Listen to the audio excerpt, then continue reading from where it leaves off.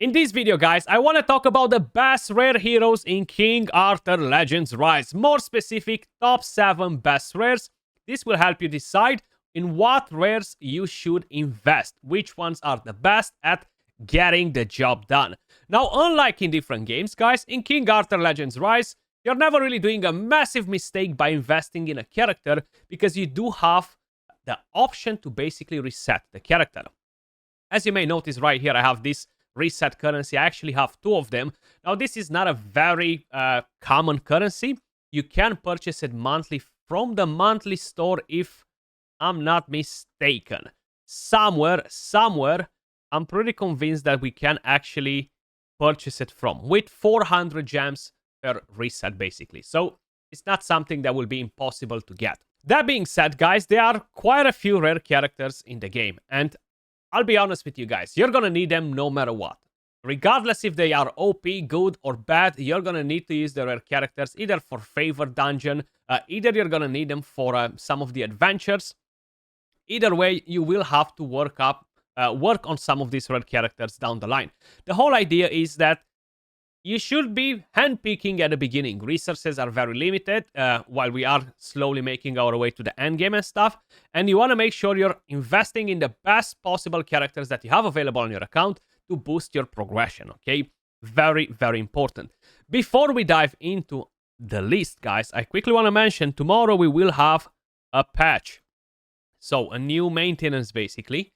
The game will be unavailable during this time. 1 a.m. to 6 a.m. UTC, so during night in Europe. Basically, we're going to have new events. Legendary hero Bedivere rate up summons instead of Merlin. He's actually one of the best damage dealers in the game. Hero power-up boost summoning event. Relics power-up boosting event. Monster Hunter ranking event. Gold collecting event. And Arena challenge event. Most likely, we're going to have 3, and then we're going to have 3 more later. Now, the main thing that's really important right here, guys, let me just make sure that I can actually put it on the screen for you guys to see it.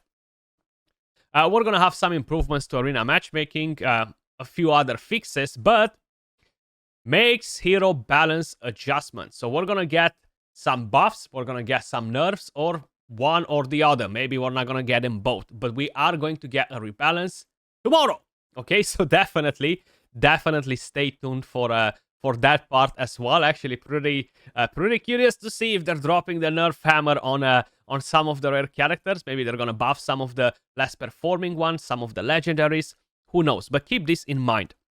You can definitely wait till tomorrow and decide after in what characters you're investing. So I want to start with Kai, guys. Top 7 rares, as I mentioned. She is one of my most favorite characters in the game.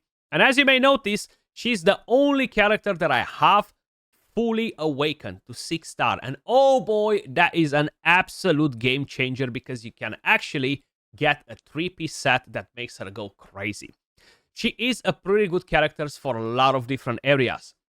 If we're talking about the Plane of Beasts, the only real place where she's not good is honestly the Burning Land. She can be used in any other dungeon whatsoever, in pretty much any content, campaign, farming, whatever you guys might need to do. She's gonna be there. She brings in very, very good damage. Now, in terms of relics, guys, to be honest, I like most of her relics. My favorite is still the Storm relic. You're getting all of the multi-hits, 5 on the basic skill, which is very nice. You're getting a boost to crit rate, a boost to crit damage, and then you're getting this massive AoE attack, which can absolutely obliterate. Like, my K right now is just wrecking the hard campaign, you know? Absolutely nuts. You have, of course, the fire. You have the frost one. I haven't unlocked this one just yet. They're not bad relics, but as you may notice, they are pretty different. You have a recovery disruption with this one, which can be very useful for some areas. Then the fire one, out of all of them, I feel like is not necessarily the most interesting one. Again, you have recovery disruption, which can be used, but in terms of damage, I really prefer the storm one. And keep in mind, you can reset characters, but you cannot reset the relics. So once you invested in a relic, you're not going to be able to reset it. I don't think there is a currency in the game for something like that. So Kai, absolutely a beast. Now, when we are talking about builds, guys, because I quickly want to talk about that that as well. I do think that is pretty important. Sorry, seems like I clicked too far from there. I personally have her built on a crit rate sets, and I have her on a counter. I have too much crit rate on her. I would love to put her on an attack with the counter while I'm still maintaining a decent amount of crit. But unfortunately, I just don't have good pieces on the right side to be percentages, right? So I still need to do a lot of farming. Most likely, once I'm gonna slowly move closer to the end game and I'll be able to farm a 5-star, 6-star gear, that's when I'm really gonna change the build and really put her to the next level. And most likely I'm looking to give her an attack set with counter. I love the counter attack set on her. It's so useful, especially in the plane of beasts, guys. Just in general, even versus the campaign boss, right, on stage 10, 7. Very effective. When the boss hits her, she counter attacks, can help you to free the champions, the heroes faster. So I think the counter attack set in general is really undervalued in the game. Then I have Strife set, a 3-piece. Not the best pieces either, as you guys may notice. I do have a Pierce right here, which is basically like ignore defense more or less under a different translation. But that's how I have my Kai built. Now you can build her on a Vigor set if you want, if you have good stats on her. Absolutely, there's no problem whatsoever. It's a very powerful set. Then the next character on the list, guys, and this is probably one of the most OP rares in the game, and I feel like a lot of people are wondering if he's gonna get the ban hammer tomorrow. The nerf hammer rather than the ban hammer. He is very powerful. Like, he deals crazy damage, guys, and the best relic for this character is the Storm Relic. Now, the reason why I don't have this character all fully leveled up and stuff is because I literally just got a relic today. I took it straight to max. Level 50, rank 6. I still have a lot of work to do with it, but for the moment, I'm gonna chill here. I'll see tomorrow after the patch notes if he's gonna get the nerf hammer or not. But either way, it's all about his multi-hits and really powerful damage. He's gonna gain damage for every point of attack speed. So the more you have, the more damage, basically. Of course, the other relics work pretty well as well, but this one is kind of like a game changer. Like, I have some clanmates doing absolutely disgusting damage with this character. In terms of equipment, you want to have a speed set on him if you have a decent one. I actually really struggle to get the stats that I kind of like want to. I'm not there just yet, but I have a speed and a crit rate. I would love to have better pieces though. This is not the most awful piece. Attack percentage, I can't really complain. Crit rate right there. Attack percentage right there. These pieces right here are not necessarily the best, right? So there's still a lot of room for improvement. And I am looking to try to basically awaken him tomorrow to 6-star if I have enough resources. Most likely I won't have enough resources because you guys know how it goes. But he works absolutely amazing in every single dungeon except the Burning Land, because there you have Anguish or you have different characters that just drop dots. He's not really good for that. In terms of damage, he's gonna absolutely demolish any other dungeon, any other boss. Very effective. So definitely do not sleep on this rare character, guys. If we are going to talk about the next one, and I've been using this one as well, like last year when I was playing before.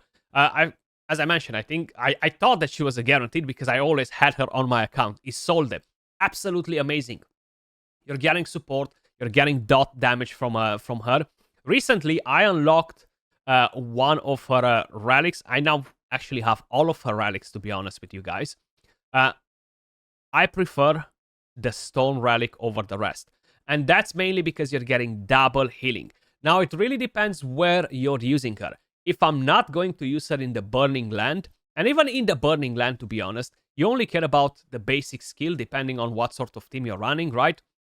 So you just want to have a chance to land a dot, which can be burn or can be whatever, right? And they all pretty much do the same thing. 40% chance to inflict the dot, right? So it doesn't really matter, I guess, what you're using. But my favorite one for general content is definitely the Storm one. Funny enough, they all seem to be Storm, Storm, Storm. And that's mainly because we have 2 healing skills. This second skill right here for 2 Vigor heals all allies from her max HP plus 35, grants them recovery over time. Then the third skill heals all allies, 7% of max HP plus 115, grants all allies recovery over time, and cleanses a dot from all allies. What else do you want from her, right? Like, she's doing an amazing, amazing job at supporting. And as I mentioned, every single one of the relics works amazing. I feel like the weakest, in my opinion, is the Frost one, because you're not getting so much healing from her. But again, it really depends what you are planning to do with her. I've used the Fire one for a very long time. I actually got the Storm one, I think, yesterday, if I'm not mistaken. Either way, she's great in pretty much all of the dungeons. To be honest, the only place where she's not really shining as much is the nest of Karlhaig. I can't really pronounce that word. But other than that, she's definitely really, really solid. You do prefer Sarah for that dungeon. Overall, she's bringing more things to the table. But yes, guys, do not sleep on Isolde. Moving over to the next one, guys. And this time around, we are talking about Sarah. She does look pretty odd. I don't know. I feel like she looks very odd as a character, but she's very, very nice as well. Very, very effective character. I am definitely planning to try and give her a better build. Now, when we are talking about where she is being very, very useful, guys.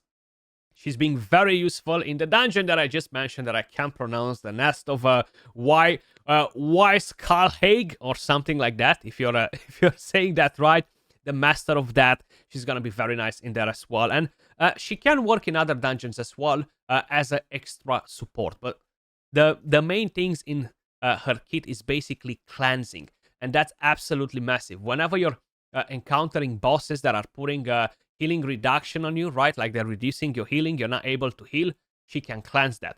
She cannot cleanse dot, she cannot cleanse crowd control debuffs, but she can cleanse other debuffs, you know, decrease attack speed, etc.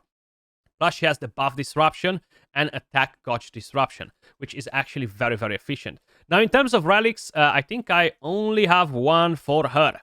And I am using it, of course, because I don't really have many other options, but you're getting healing from the basic skill, you're getting healing from the second skill, plus a cleanse removes a debuff from all allies, and then you have the A3, increased defense, and good healing. So overall, she's an amazing, amazing rare character. You should 100% invest in her. Now, the best build for her is without a doubt Vigor set. Seems like I just removed one of the pieces, but let me just see if I have anything available to give her to fill up the set. You see, I only have bad pieces, but you know what? I'm gonna have to give her one of these for the moment. When we're talking about the 3-piece set, guys, you definitely don't want to get Strife.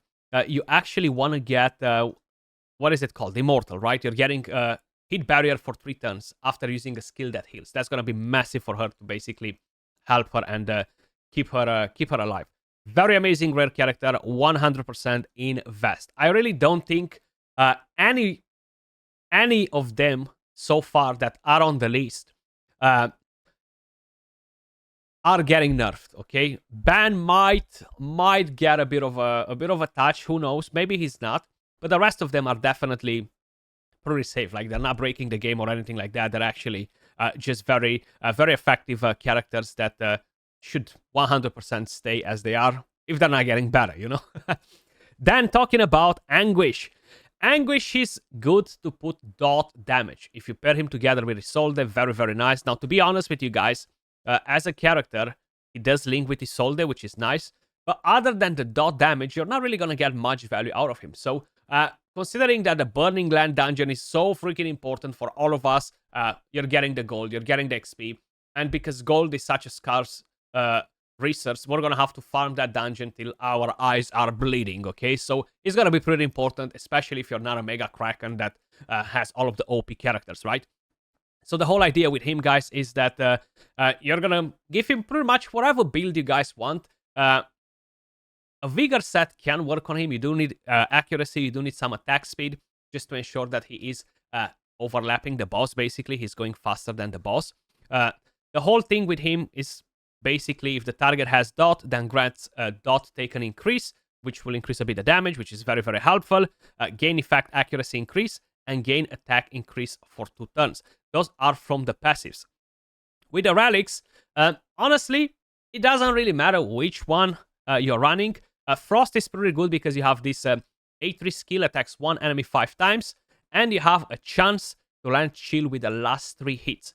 50% chance, which is actually not bad. You don't really want to use this skill too much, to be honest, because you're not really going to have any buffs to steal from that particular boss. And then right here, another chance to inflict chill, 50%, which is not bad. You have the fire one, which will have a chance to inflict burn, very similar. The thing is, the A3 is not as effective, right? Attacks all enemies 2 times with a 50% chance to inflict burn. So you don't have 3 chances to inflict the dot damage. And the second skill is pretty much doing the same like on the other relic. Right here again, with the storm one, we have the exact same situation. 55% chance to inflict bleed, but only 2 hits. And the A1 only a 50% chance, the first skill. And as I mentioned, when we're talking about equipment, you can go with Vigor set to make sure he always has the 3rd skill available. I do have a Drain set. So Drain set is actually pretty effective on characters that deal dot damage because they will gain healing even for the dot damage. So that's something that I was kind of like testing to see how well it works. I don't even have the gear leveled up only to level 6. I don't have it to level 9 or 12. And I can do stage 8 without a problem on the Burning Land, right? So definitely a pretty awesome character. Then, moving over to the next one, guys, we have a Rosier. She deals a lot of freaking damage, guys. Very, very nice. She does bring, of course, dot damage next to it, but she can really deal a lot of raw damage too. It's not just about the dot damage. So she can be very effective in many different dungeons. Now, most of the dungeons either have a 90% reduction to dot or they're immune to dot damage. In that case, Ban Kai can be better. If you have the fire relic for her, she can go absolutely ham with the fire relic. That's something that I don't have available. Chance to bleed, triple hit, which makes her great even on the plane of beasts. Then we have the recovery, the HP. Is a nice skill to help you boost a bit your stats and recover some HP. And then you have the 3rd skill, will sacrifice HP, but you have a 5-hitter skill. 355% attack.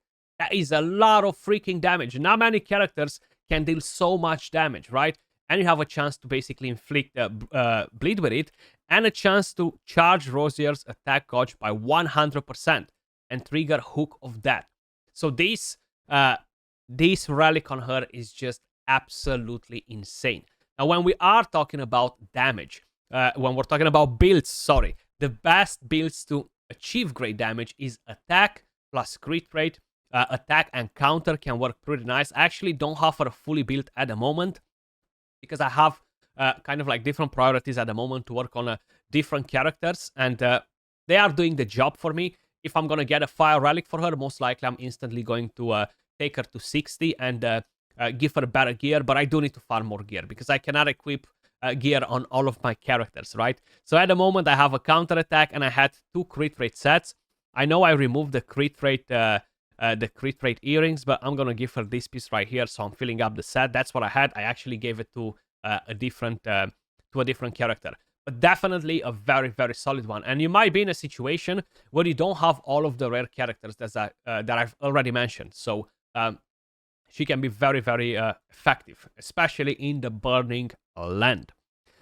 Our final character, guys, and that is Clementine. So I feel like she's definitely a pretty solid healer if you don't have any of the previous healers that I've mentioned. If you don't have Isolde, if you don't have Sarah, I think she's the 3rd best out of the 3 I mentioned. As you may notice, I don't have her built up, and that's mainly because I already have the other ones. But she's very good in the Origin of Apolea. She's pretty good in the Shrine of Storms, pretty good in the Master of Death, pretty good in the Master of Apocalypse as a as a healer, and she's not just healing. She will actually offer a lot of support for the team. You have a chance to decrease the target's attack gauge by 30%.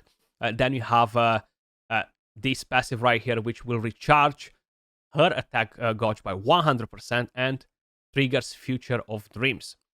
Which, yeah, she's not really meant to deal like crazy damage, but she has a chance to reduce the attack gauge and inflict sleep on herself. Okay, so don't get too excited by that part. But when we are talking about relics, I feel like all three of them are actually pretty decent. The first one, you're getting healing on the first skill. You're getting healing on the second with a chance to remove a debuff. The difference in between the relics is that each one of them will have a chance to cleanse something else. Either debuffs, either dot damage, either crowd control damage. But you're getting healing with pretty much all of them. You see, this removes dot. This gives you healing and removes abnormal status. Crowd control, right? I feel like the third skill is pretty much the same on all. Will basically decrease the attack gauge. Builds, yes, Vigor set can be absolutely massive on her. Building her with recovery can work as well. I still need to test the recovery versus the health sets to see what's better. To have the recovery set versus 3 health sets, maybe, you know, will that increase the healing more than the recovery? But that's something that I actually need to test out, guys. Vigor, recovery, health will work pretty damn nice on this character as well, guys. But that's pretty much everything. As I mentioned, you will require to use your rare characters in pretty much most of the content. So investing in rares is not a bad choice whatsoever, especially that you will need them for the favored dungeons, guys. You're gonna need full teams in there. You're gonna need to put in a lot of work, a lot of investment in characters and stuff. Is a long grind basically, but the rare characters are definitely not a bad choice. Plus, as I mentioned, if anything changes, you can always reset them. You cannot reset the chivalry, which is pretty important. But to be honest, even if they change them, you're still gonna end up in using the characters. So, because we are talking about chivalry right now, I'm quickly gonna mention what I'm doing. I'm actually doing the chivalry on all of the rare characters, regardless how OP they are, how decent-ish they are, even if they're not OP. I am doing it even on some of my uncommons. Most likely, I'm gonna do it on all of them, and that's mainly because I want to gain more power, guys. Okay, I think I'm gonna do a different guide on power, and I'm gonna explain it to you why is it so important later on, maybe for tomorrow. But that was all for this video. Let me know your thoughts in the comments down below. What's your favorite rare so far in King Arthur Legends Rise? And as usual, if you enjoy the content, smash a like, subscribe, and I'll catch you all in the next one. Peace.